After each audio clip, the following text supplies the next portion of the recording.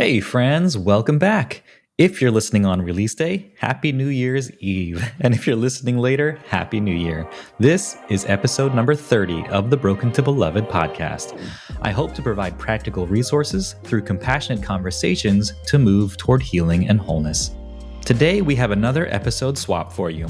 I'm featuring a conversation with my friend Steve Carter from his Craft and Character podcast. This conversation was originally recorded in September of 2024, and we talk all about the beginnings of Broken to Beloved, how I started doing this work, and we also share about our conference and gathering where he shared this past September. You can get the session recordings at our website if you missed it, where he does an incredible job. And so, without further ado, here's my conversation with Steve Carter.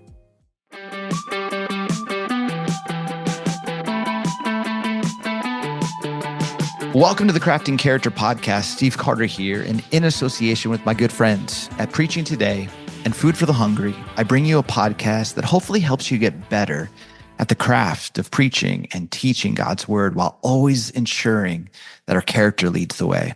Well, today I'm excited because over the last number of months, I've started to connect with a man who lives in Richmond, Virginia, and his name is Brian Lee. And Brian has been a pastor. When you hear this guy speak, you're gonna fall in love with him like I did. I got off the phone with him the first time, and I was like, "Are we best friends? Where's this guy been?" He's one of the most thoughtful people, and just the way that he speaks, the tone, the grace. He's just a remarkable human, and he runs a not-for-profit called Broken to Beloved. And hear this as like a statement. This is what's on their website. Broken to Beloved is a space for the broken and hurting, for those who feel like wanderers in search of a safe place to land, for those who feel cast aside or cast out by institutions and systems of faith. If you've ever experienced hurt or harm at the hands of the church or her leaders, then this is a safe space for you. This is a place to discover a path towards healing and wholeness. And why I wanted Brian to come on is because I know so many of you, you're senior pastors, you're leading college ministries, student ministries. None of us were trained in seminary and in Bible college to handle what we're having to handle today. And this is why coaches like Brian, organizations like Broken to Beloved, gatherings like we'll talk about a little bit later, I think are so important for us to be trained in so that we don't unintentionally hurt people in our congregation. And so with that, that's what we're going to be chopping up today. And I'm so excited. Brian Lee, thanks for joining me on the Crafting Character podcast. Thanks so much, Steve. It's good to be here. And yes, we are best friends. Yeah. See, I'm going to add that to my LinkedIn account. So talk about, Brian, like your kind of like the why. Like I read that statement. First time, like when we chopped, I was like, man, I got to learn everything about Broken to Beloved. And I went to the website, saw that. I was like, oh my goodness. Like just the thoughtfulness in language, but that kind of level of intentionality doesn't just happen. Talk a little bit, maybe if you feel comfortable, about the why behind the beginnings and the origin story of Broken to Beloved. Yeah. Thanks for the chance to. It came out of my personal hurt and pain and trauma. It's this idea that I've been through 3 different experiences and environments now in different faith spaces where I've suffered at the hands of really toxic or poor leadership. And it left me reeling. We talked about identity. We talked about the sense of purpose. And if I wasn't doing this job anymore, if I'm not fit to be a pastor anymore for whatever reason that I think it's my fault, because that's how gaslighting works, then who am I? I felt completely untethered. I felt completely lost. And just very broken. I felt shattered by the experience. I took a short break after 2 back-to-back experiences. Kind of had a breath of fresh air at a church in New Jersey before moving here to Virginia, where I experienced the worst of the 3. And this time I kind of came in with eyes wide open, right? And my wife and I said to each other before we moved, he said, I would love if this place works out. They kind of hype themselves up as being a place of healing, and it would be really beautiful if that can happen for us here. And we really hope it does. And if for any reason it doesn't, I think we need to take a break from ministry for a little while. And after about 3 or 4 years, it did not go well. And so I am currently on a break from vocational ministry, but also running this nonprofit. I've maintained my credentials. And it came out of that process of brokenness and recognizing that through lots of therapy and counseling, through lots of reading books and finding resources, I discovered that I had over-identified myself as broken. That I introduced myself in new situations as, hi, my name is Brian and I'm damaged goods. When I went through the interview process at this last church, the elders were part of that process, one of the final meetings, and they said, hey, why should we hire you? Like, why do you want to be here? And I told them, I said, to be completely honest, I don't want to be here, and you don't want to hire me because I'm damaged goods. I'm very broken. We need a lot of healing, and we're not in a great place. But if this is something God wants to do, we also don't want to say no. And that's why we're here through this interview process. And I recognized way later, it's easy to say too late, it was just later, that I had over-identified myself as broken. And that's not who I was. It's who I thought I was, but it's not. I am actually beloved. And there's nothing that I can do or not do that changes God's opinion of me. And recognizing that extends to everyone else too, who's been through something like that if I've done this for myself, I probably can easily imagine that other people have done it too. And if I can do the work to find a path towards that wholeness, towards that integrity, towards a path toward healing and feeling whole again, and if there's anything I can do to help someone else get there, I feel like I have to do that. And that's where it came from. I love that.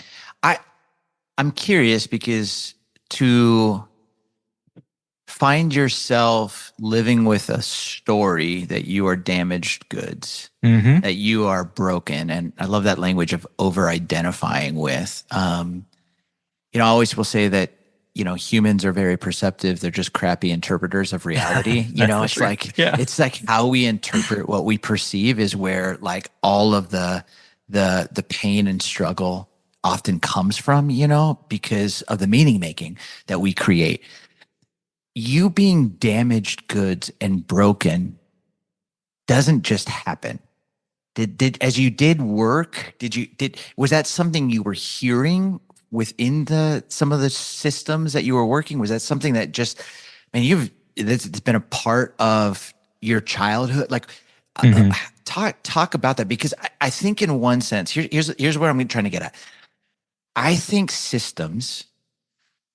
unhealthy systems, don't want to acknowledge that they have hurt people. Yeah. And what's easier to say is they couldn't cut it with the job. Yep. They are not emotionally well. They are broken. Often those systems put those language because it gives them in their mind permission to behave the way that they're behaving. And so I'm just curious, like, what I appreciate is your pursuit for wholeness and your recognition of like, hey, I over-identified with this. But I'm just curious, like, was that told to you from the systems? Was that something you felt? Why did you start to over-identify with? Yeah, it's a great question. I think it was a combination of both, where my personality is such that I already have a bent towards black and white thinking. And I already think that everything I do is wrong and that it can be fixed or improved, right? And then to take that and put myself in an environment where the leader of the organization calls me into his office, who I've had a long-standing, beautiful relationship with, and have just seen the toxicity grow over the coming years, sit me down and say, maybe, Brian, maybe you're just not a nice person. And I just was in complete shock and didn't know what to do with that statement. Everything I knew in me said, everyone in the other building would tell you that I am, but maybe you're right because you're the leader and you're a spiritual authority. So maybe I should believe you and start examining myself and what's wrong with me. Right. And then in my second place, where the pastor sits down with me and the business administrator, and they offer me a different job. I was the worship pastor at the time. Every review has been excellent up until that point. I'm always asking because I'm always wanting to improve things or fix things or make them better. Hey, what is there anything I'm missing right now? Is there something else that you want that I can do better? Never received feedback.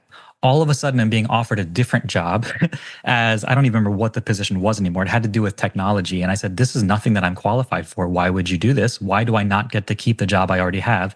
And was never really given an answer.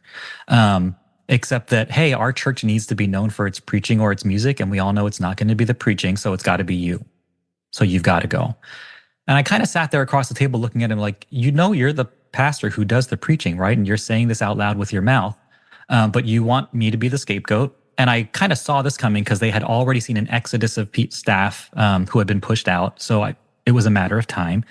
But I wasn't in a position to stand up for myself. I was still in a position of I should just take what I can and get out if I can in one piece, which I didn't. It was a lot of that kind of talk of maybe I'm not cut out for this job. Maybe there is something really fundamentally wrong with me because right now the common denominator is me in these situations. And it took me to a really dark place, right? And finally, by the time I got to the third place, I was beginning to get some language to advocate for myself, to recognize what the healthy portions were, to recognize that my rootedness and identity is not in the job or what other people say or think about me, but in what Christ believes about me, in the way that I've been uniquely called and gifted to do what I do. So that by the time I was sitting in this third pastor's office and him looking at me and saying, maybe you're just not a pastor, I get to look at him and say, and you don't get to make that call. I've been credentialed. I've been ordained by a governing body of other people. You don't get to decide that about me. This is something God has called me to. And it was such a shift of identity and belonging that absolutely grounded me in the truth of that moment, to not be pushed around or completely shattered again in that process. And I was so grateful that there was someone else in the office who heard that. I was like, you heard him say that, right? She goes, I can't believe he did that. I said, I'm telling you, this is the way he talks to me regularly. But by then I had a sense of identity built in myself through the therapy and counseling and reading to be able to say, okay, I don't have to receive that anymore from someone else. That is so weighty in so many ways. And, it's, you get to a point where I'm just thinking about Jacob and Esau and thinking about how Jacob, every time he is asked, what is your name? He says, I'm Esau. I'm Esau. Mm-hmm. And then he finds himself wrestling in the middle of the night. And the Lord, the angel says, like, what is your name? And it's the first time he ever says, I'm Jacob. And the angel goes, no, you're not. You're Israel. Which means, to suffer with God and others and overcome. And I see that, like those moments where you have to do the work and fight against the internal lies, the internal shame, the vocal words from people that you respected. Mm-hmm. It is a wrestling. It is a dark night of the soul, dark weeks of the soul, dark months of the soul. But when you can get to that point of like, I am a pastor, Like I have been credentialed. Like you don't get like that level of breakthrough is what makes you profoundly dangerous to the system and also to the kingdom of God.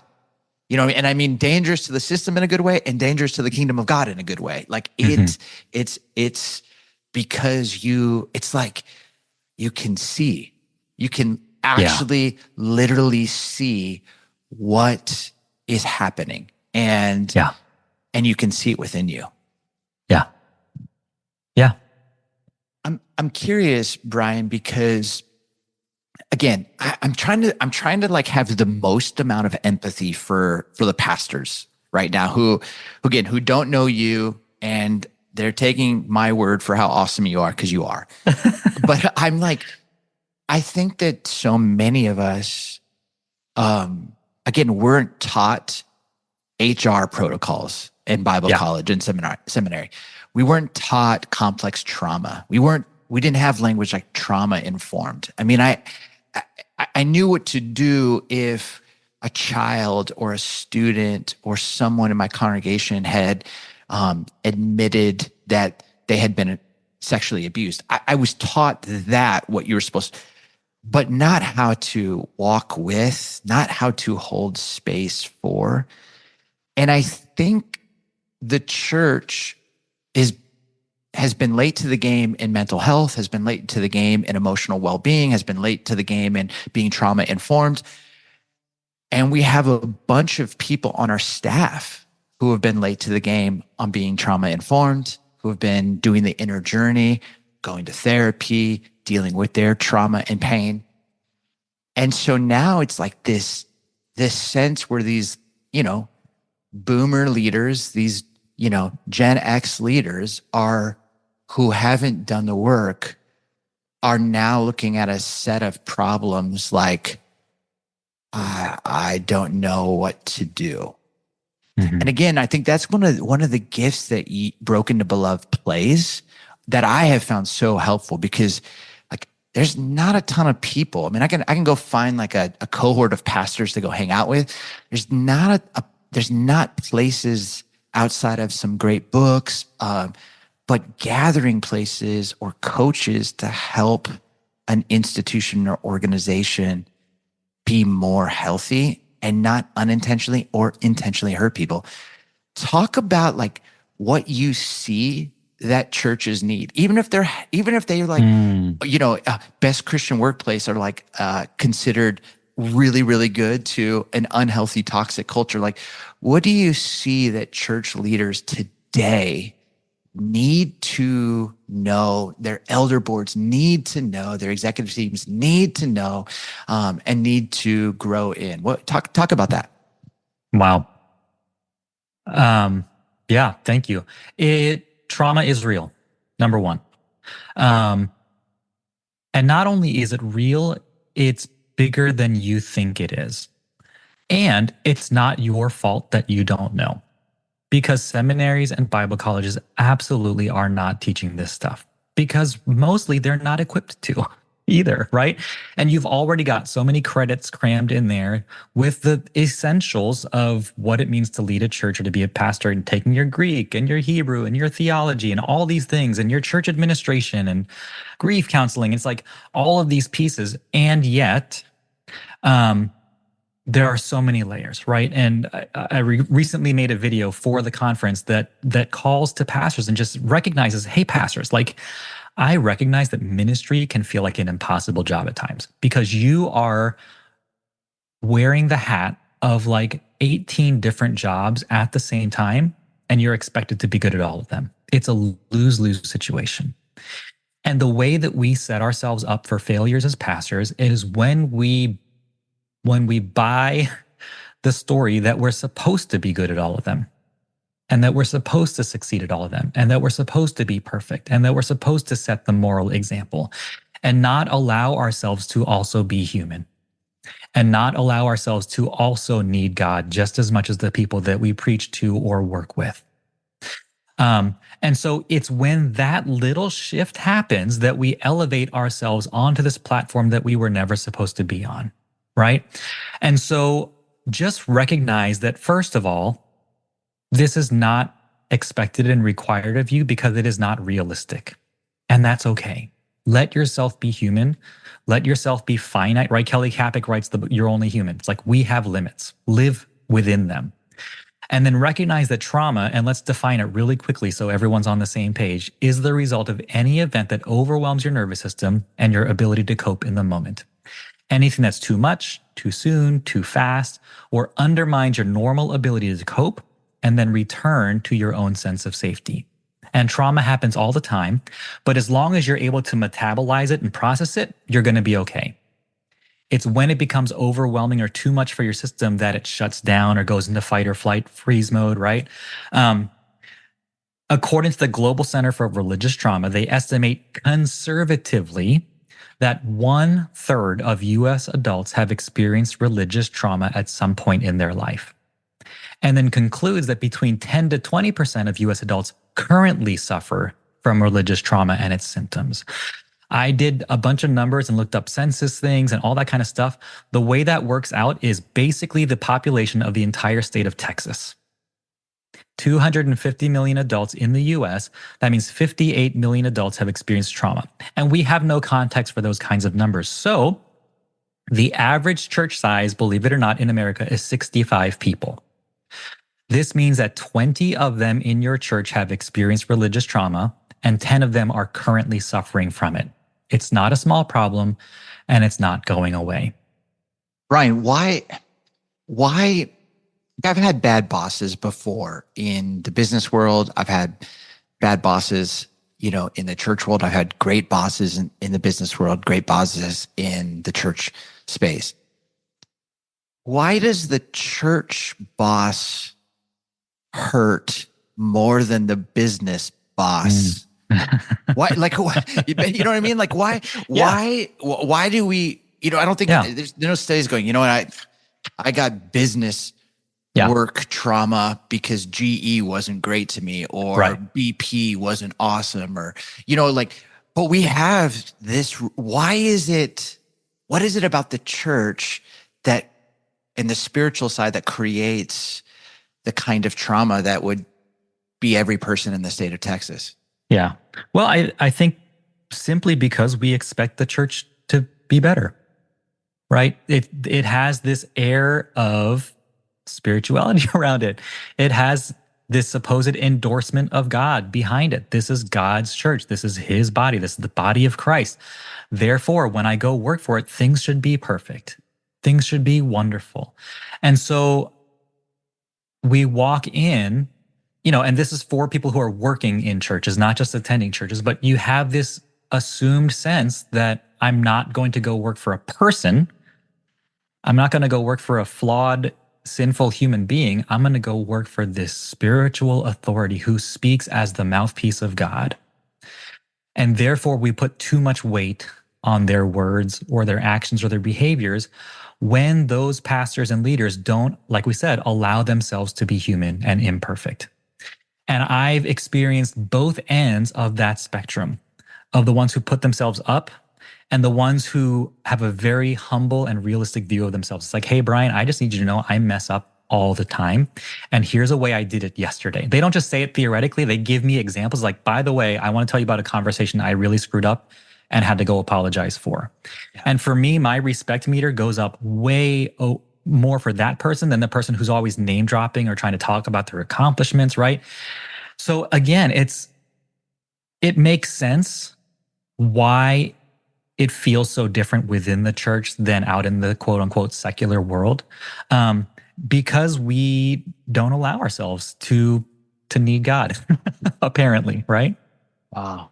Brian, let's just like stay here for a second, because I think what you're getting at is just so important. I think one of the surprising factors in the context I am in today, leading a church, is I feel like there's an invitation to a slower way.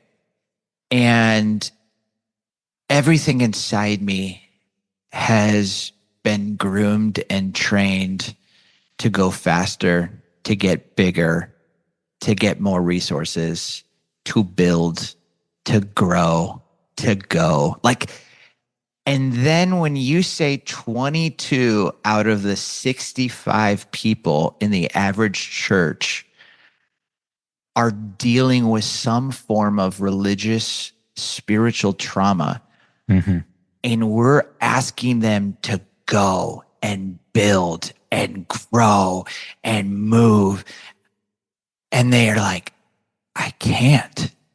Yeah.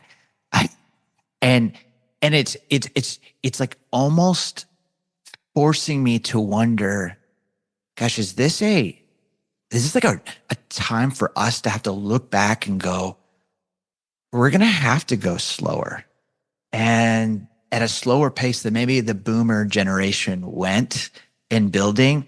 And it might not get as big as quickly, and it might not even get as big ever, but that doesn't mean if it wasn't successful. It's like you finished the race. You built a healthy system. But like, speak to that, because I'm thinking about the context that I'm in, in the Northwest suburbs, where there's been 5 large churches that have been affected. And I feel as if I'm Carmi, who is groomed for New York restaurants. And I'm like making Italian sausage with a whole bunch of people who don't know how to trust because their trust has been broken. And I'm like, let's go. And then I'm like, oh, wow, this is going to go a lot slower.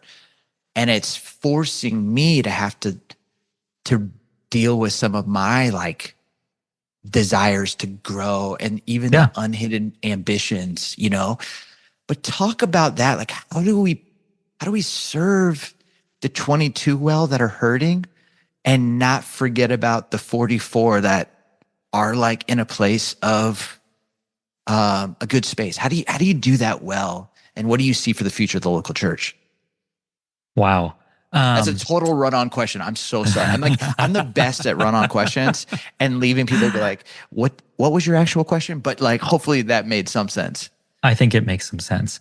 I think the church, not as a whole, but the American church for sure, has been infected with this business CEO mentality of up and to the right, like you're saying, and constant growth. There are consulting places that I know of and am aware of and have worked with who are all about the numbers and the growth, and who sort of promise / even demand that the minimum growth rate should be double kingdom impact based on the parable, right? And it's just so dangerous. And I often talk about the body of Christ in 1 Corinthians 12 and this idea that we are all meant to be members of it. That no one of us is more or less important than the other. Even though it might get more attention or get hidden away or whatever it is, we all serve a role, and we can't say, I don't need you, right? And I also think about the false dichotomy that healthy things grow and unhealthy things don't. And so therefore, we must manufacture and systematize everything to constantly be in growth. For all the churches out there who say that healthy things grow, I often respond, so does cancer. And there's this dualistic, binary, black and white thinking in a lot of unhealthy churches that demand an either or.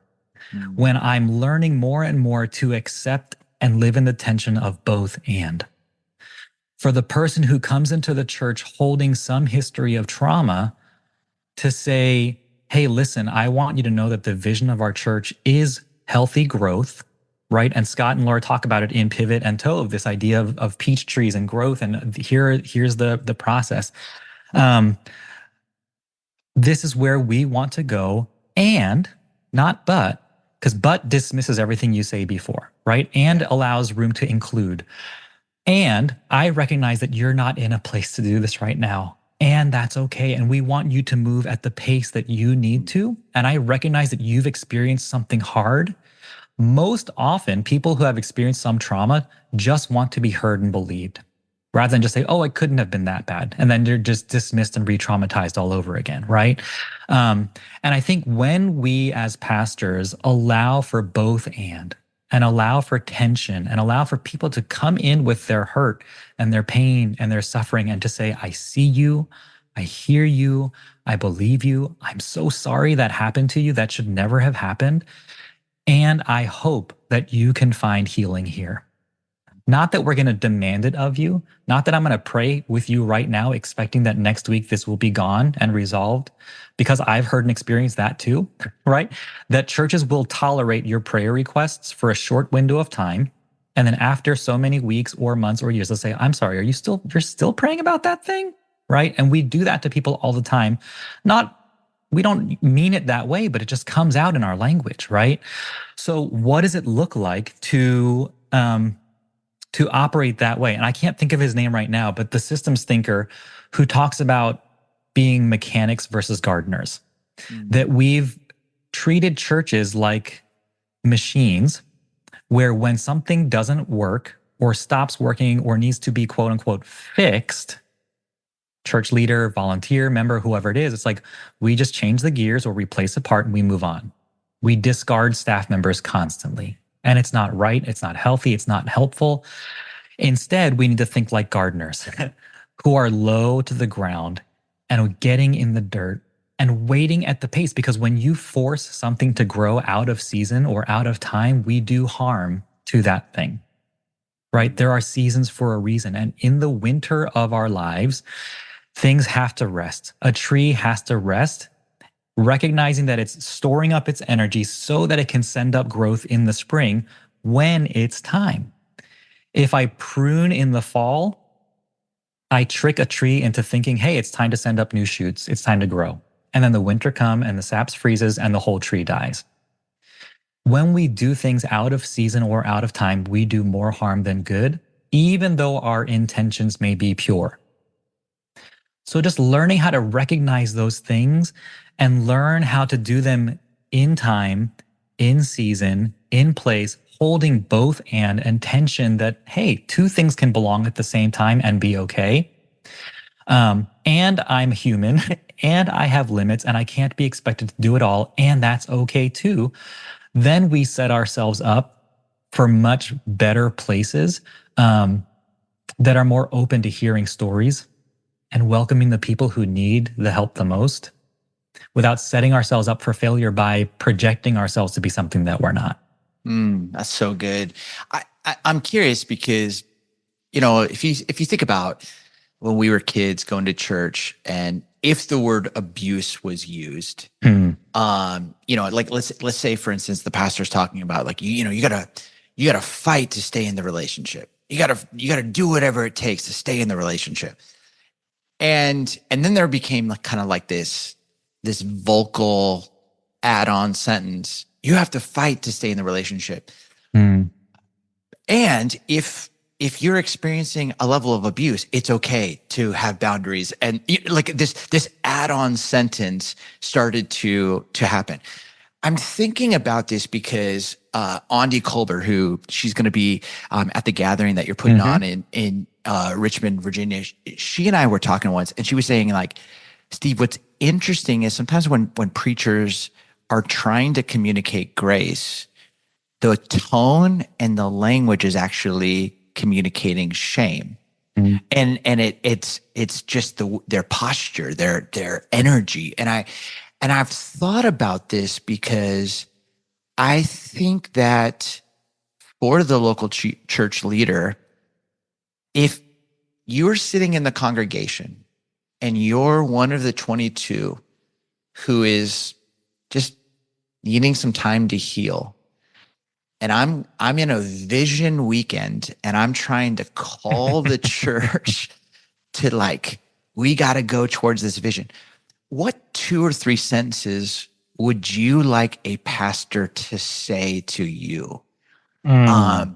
If you're one of the 22 of the 65 that is in a dark or hard or hurting season. Wow. I don't think pastors need to apologize for their vision, first of all. And I love what Andy said about thinking that we're communicating grace, but actually communicating shame. And the man who wrote the Mechanics Gardeners thing, Peter Senge, I found it. Let me say one more thing that he says, and then I'll try to answer your question, is that when we think too much like mechanics and not enough like gardeners, we end up creating automatons. And then when people get too people-y, we get upset. And it's just this idea that people are people and they're going to get people-y. And listen, I love systems probably more than the average person. And yet I recognize that those systems have to work within the lives of everyday people. And I don't want to apologize for a vision that I have, because especially if it's something that I truly believe that God has given me for this church that I am stewarding for now. And I make space for those people who are just not there right now. And so, listen, if you're hearing this and it sounds like too much, too fast, that's okay. And if you're not in a place to engage with this right now, that's okay, because this is not that season for you.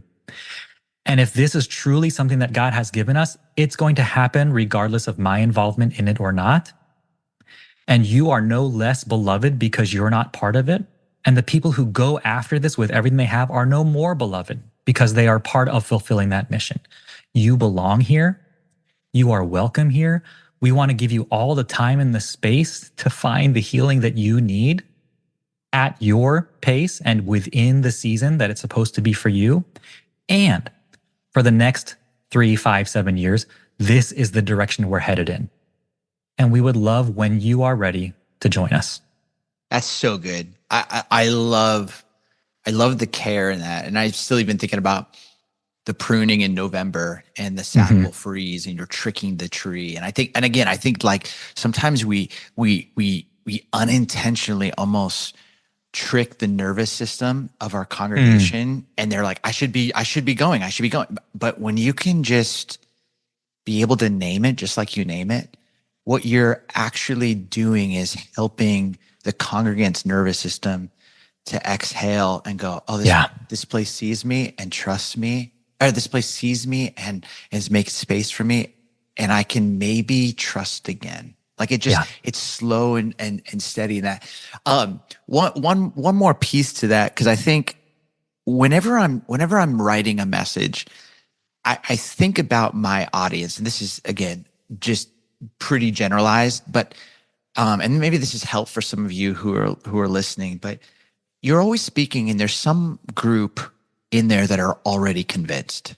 They're convinced. They're in. They're just like, they're gonna, you say show up at 6 a.m. on Thursday at Denny's, they are there. They are already convinced. You have a group of people that are curious. They're just curious, like, what is this whole thing about? Curious, like, what's the vision? Curious about Jesus, curious about faith. They're just curious. You have people that are profoundly cynical and just like, that's not going to work. That's, it was better with the other leader, And then you have people who are cautious. And the cautious are the ones that I would say are in that 22 out of the 65 that require a care with our tone, our words, and the acknowledgement that there's space for them to heal. And I just, the way you detailed that, I think most leaders and preachers are only speaking to the already convinced and the curious, shaming the cynical and shaming the cautious to get your stuff together. Go. Yeah. So I think what's so beautiful about what you have done is, you've got an incredible board, but you are putting together a live conference for church leaders and pastors on September 26th in Richmond, Virginia. It's going to be an awesome church. And then you're actually I don't know if you're going to regret this later, but I love that you're doing. You decided to do another conference, or you're calling it a gathering, the next day, and this one's for like congregations and people who have experienced like church hurt or wanting to really find a safe space. Yeah. Talk about the conference, and then talk about why do it for two different audiences and what your hope is. Because I want as many church pastors and leaders to go, because I believe in the bride of Christ. I want her to flourish. I want her to be radiant. I want her to be healthy. And I think the work that you're doing is going to help us get closer to that dream. Talk about the gathering and the conference. Thank you. The conference is, Thursday, September 26th. It is specifically for pastors and church leaders who were not taught this stuff. I certainly wasn't. Learned it through the school of hard knocks, just like everyone else.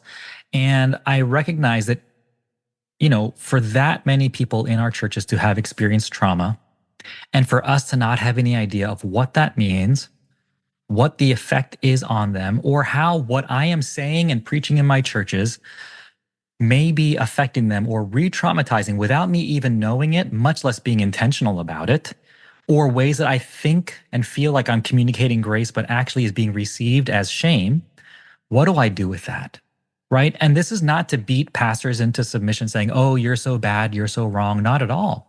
We recognize how impossible the job is. We recognize how hard it is to do all of these things. And we want to serve, to help, to grow in your understanding of trauma and how it affects the sheep in your care, to increase your awareness of systemic issues, right, that knowingly or unknowingly perpetuate abuse and trauma. A lot of the work that I do centers around self-awareness and emotional intelligence, right? Answering the two questions: what is it like to be me, and what is it like to be around me? And is there anyone on my staff that I can genuinely, honestly ask that question to and receive an actual honest response from? If not, then there's work to be done there, right? And to find out how to implement safeguarding practices within your churches and organizations to prevent future spiritual abuse and religious trauma from ever occurring. Is it going to happen? Absolutely. Can I do everything in my power and control in a healthy, good, God-honoring way to prevent that from happening while I'm here? 100%. And so we are inviting, obviously, you, which I can't wait, to talk about your experience, because, you're in the unique position that you are still currently a pastor, and you've experienced the absolute terror of spiritual abuse and religious trauma.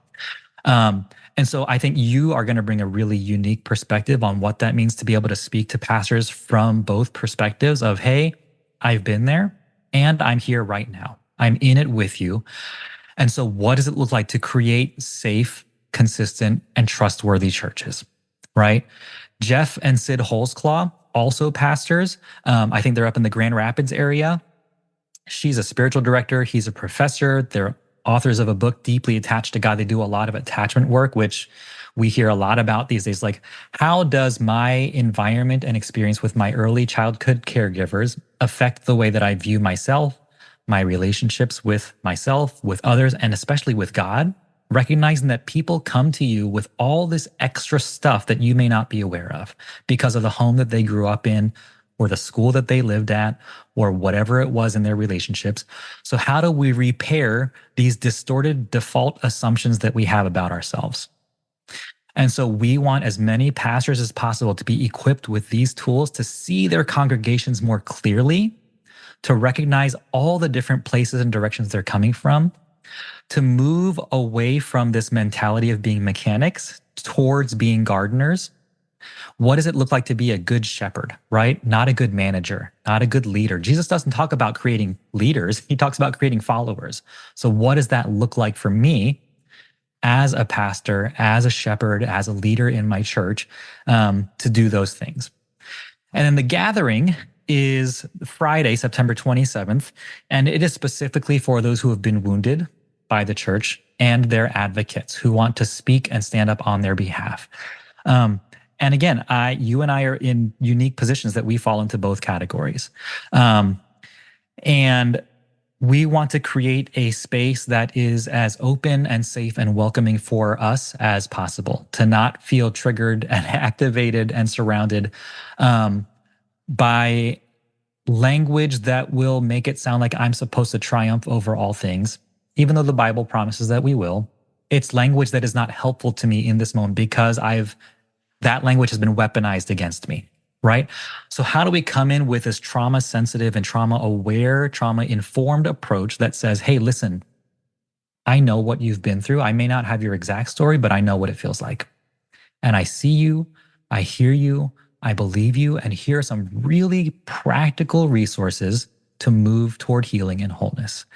And I could not have asked for better than Andy Colbert to bring in therapist, best-selling author of Try Softer and Strong Like Water, to come in and help us all day long, to just give us tools to recognize, hey, how do I recognize when I'm outside of my window of tolerance? What do I do to regulate my body in ways that say, okay, I'm here. I'm not back in my moment of trauma. This is where I am. Here are some exercises I can do. Here are people I can call on or resources I can use. And what does it look like to move forward from where I am now so I'm not constantly stuck in the past? Friends, I cannot stress this enough. If you are a pastor and you have an executive pastor, or you have a teaching pastor, you have a key elder, come that Thursday. I'm telling you, this is gonna be in a very beautiful church space. It's gonna be amazing. But the conversations that are gonna happen, the messages that are gonna be shared, the connection is, I think, gonna be really, really important. And here's why. I tell this to as many leaders and pastors as I can. Like, at your board meetings, you should be talking about this kind of thing. Like twice a year. Hey, are we trauma informed? Like if this situation were to happen, and I just play the hypothetical game, if this situation, how would we choose to respond? And just play it out. Yeah. And I think what's going to be good for you pastors is like to be able to come into this conference and have a chance just to learn, to receive, but be prepared if and when you are ever in a situation where something has happened under your watch. You're going to know how to care for that person well and care for the congregation well, rather than preserve, defend, and protect the institution. Mm-hmm. And so I really would love to invite you to be there. I'd love to hang out with you. Please message me. Let me know if you're coming. But then here's the other one. And this is just as Brian was talking. I hadn't thought about this. Now, you all know Andy Colbert's like one of my closest friends. So I'm a big fan of her and her husband. They're just amazing people. And her work is just phenomenal. Yes, totally. But when you were talking, Brian, I thought about something, and I'm so sorry I missed this. I had not thought about this, but as you were talking, 7 different names came to mind of congregants and allies who I could personally invite. I might, I think about like the police force. I think I might lose a lot of listeners with this analogy, but I believe that what we've asked of the police is just way too much. Like, they went to school to do some stuff, and now they're having to handle mental health. They're having to handle all of these issues that they weren't trained for. When you're talking about being a pastor today, we're being asked to handle so much that we weren't trained for. Yeah. Well, one of the ways that I can show the best care is not trying to do it all in my own strength. That's but right. invite them to come and hear and be around people like you and Andy and learn the window of tolerance. And I think for some of you, go to brokentobeloved.org as pastors. Look at the gathering on Friday and prayerfully consider, are there like 3 people in your congregation? Just send them an email and say, hey, would you ever consider going? If you got like some money in the budget, be like, hey, I'll buy your ticket. You got to get yourself there, but like you got to show a little skin in the game. But like I want you to be there because I think what Andy will bring and what Brian and the crew is set up could actually be really helpful for you in this season to see that there are allies and there are people who are walking the same journey as you are, and you're not alone. And I might not be able to be the one who can help you, but man, I will be the one who will shepherd you towards a safe space. And this is a safe space. I don't know. Just as you were talking, I'm like, I just started rattling off these names and I'm like, I got to invite them to the Friday gathering. And there's nothing I'm doing. I don't get any like kickback on who comes. There's no like, you type in S Carter, and you get 15% off and I get that. Like there's none of that. I just, as you were describing it, I was like, oh, that's a way I can care for people in my congregation who I think would really be blessed by this gathering. So thank you. Thanks for that. Yeah, thank you. Yeah. Brian, where can people find you? Yeah, we're everywhere online. BrokenToBeloved.org is the website. You can find all the conference and gathering information there. We're on Instagram the most, at Broken to Beloved, is mostly where I post. We have our own podcast, which you're going to be showing up on, and we got all kinds of other stuff, but you can find it all on the website or the Instagram account. I'm telling you, their Instagram's a great follow.